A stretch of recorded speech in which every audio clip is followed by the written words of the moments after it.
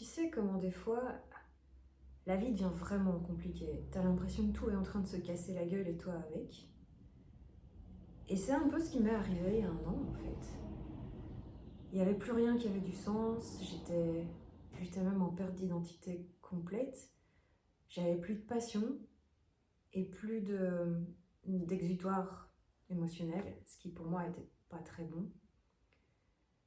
Et clairement, je fonctionnais toujours, tu vois. Je me levais le matin, j'allais travailler. Je pense que mes collègues me trouvaient relativement normale. Mais j'étais en train de mourir de l'intérieur. Et il restait juste ce petit truc qui était en train de gueuler, quoi. Et qui voulait s'exprimer et qui trouvait pas de façon de s'exprimer. C'était vraiment dur. Je savais juste une chose, c'était qu'il fallait que ça soit par la musique.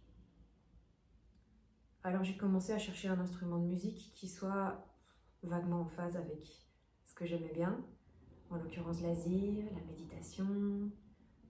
J'avais envie que ce soit quelque chose de pas trop compliqué pour moi, quelque chose que j'avais peut-être déjà fait. J'ai joué de la flûte, j'ai joué de la guitare avant, donc je suis tombée sur cette flûte japonaise, on appelle un shakuhachi, qui était en bambou, c'était sympa, c'est assez épuré, tu peux la taper dans ton sac à dos, l'emmener partout avec toi.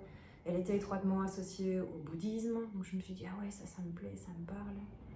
Donc je me suis retrouvée devant cette flûte, et je me suis dit, je vais méditer avec, je vais faire un son, on appelle ça suizen.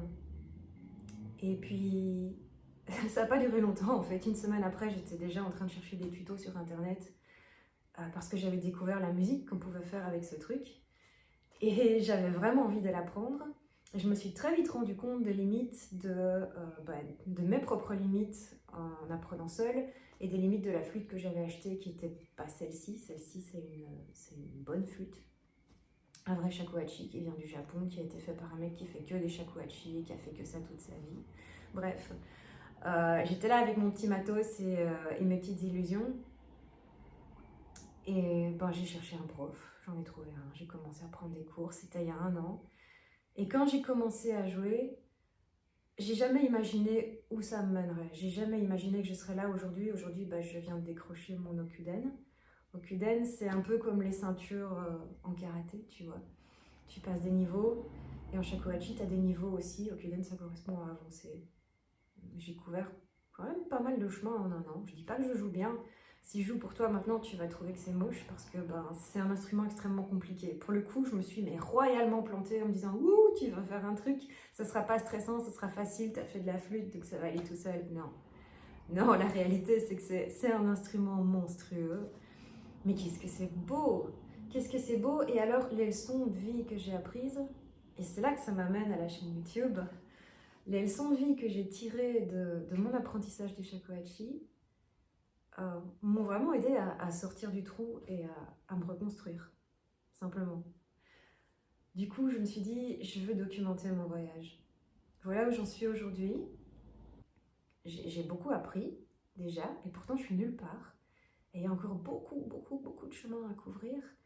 Et toutes ces petites épiphanies, tu vois, ces petits moments où tu te dis, ah ah, j'ai compris un truc là, c'est grand, c'est beau. Mais t'en as tout le temps le long du chemin. Et puis tu les oublies, tu les as perdus, c'est foutu. Et je veux les documenter, je veux pas perdre tous ces petits bonheurs. C'est le début d'un voyage.